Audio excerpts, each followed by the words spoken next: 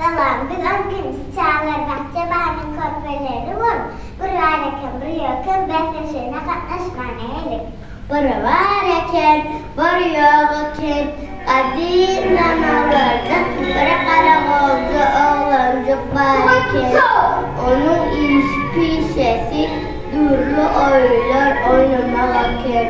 Onun o'zining ulug'li doni bor ekan. O her un to'qoyi odin yig'namog'ni gider ekan. Olar shol qiydim getirince odini satib kun ko'rarlar ekan. Bir kun olqiz to'qoyi odin yig'namog'ni baryan vaqti bir kempira qavat kelar. Kempir chetlari odin arkasına qo'yib bilmani duran ekan. G'iyjag'at bo'lsa qarib arkasına yukni qo'yib bergan. Qarri bo'lsa beginib Yorg'aydim, o'rni vaqt geçerim. Uçağa yerda bir qalıncığı var.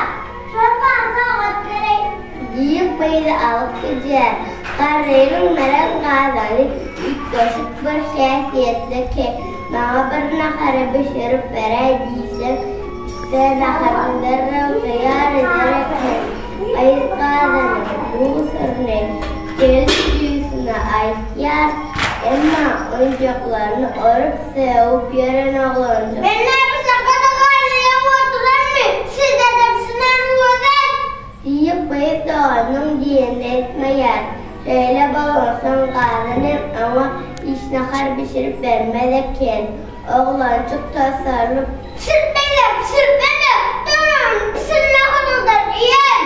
Bunlarda bir gün oğlancığın doğan tokoyla ağdaşlar. Oğlancık ağzıqıp qazana Ben ne kadar yedim oynamam, ben sürtmem.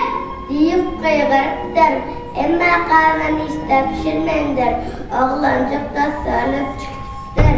Bir sağından ol has azıcık başlattır. Yine de gelip qazanı nahar pişirmeye buyuruyor. Qazan kısa perem nahar vermendir. Şunda kıyız doğanın edeplikler mülayim olsan qavulur.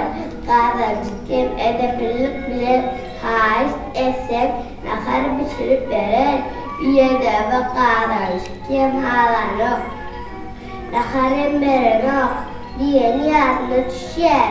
Ağladım, ya aslında oğlan sürtmelerde. Qazan özünden qaynamaq başlar. Dərək üç faziyər otdur. Oğlancıq doyup evlendir. Yarın doyup balansın qazana çağıb dökülüp dur diye. Ağlar besede ben kumsala koyarken içeri havalarım.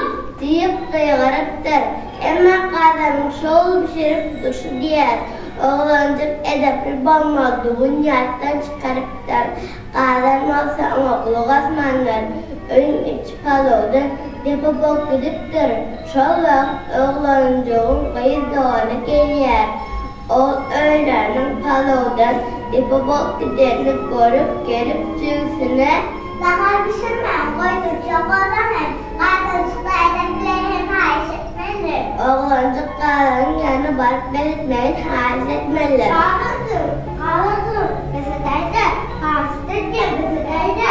Dökülen balon öfünlen yer, oğlancıq akıllı ol ya, qazanı ön diyenet yer.